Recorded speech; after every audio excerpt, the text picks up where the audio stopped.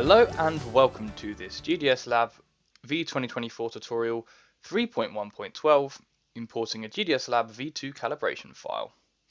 Now, when importing a GDSLab V2 ini file, or a station configuration file, the associated calibration files for transducers may also be imported automatically, provided they are correctly referenced and located.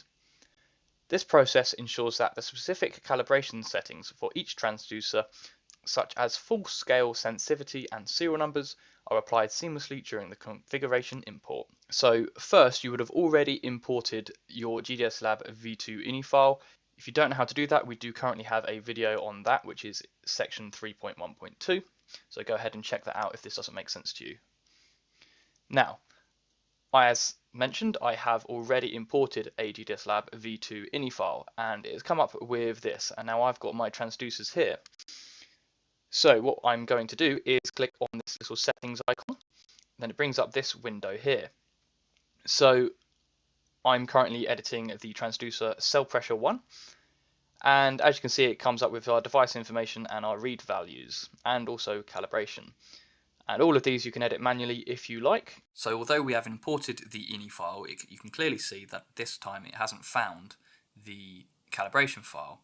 Now usually the ini file will find the calibration file and all of these fields will be filled in automatically, but again in my case it has not.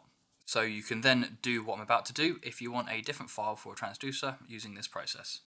The key part of information here is we want to load in a V2 calibration file. So we press this button here, which is load, and then what happens here is you want to go and find where those calibrations files are.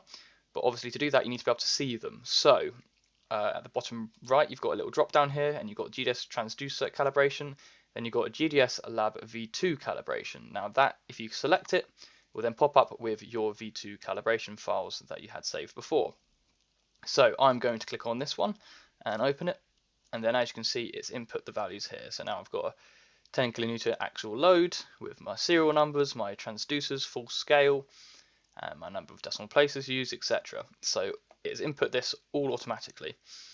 So now it's been imported and you're confident that everything is correct.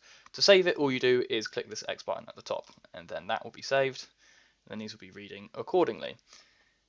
Anyway, that is the end of the video. Thank you very much for watching. This has been importing a GDSLab V2 calibration file. Thank you.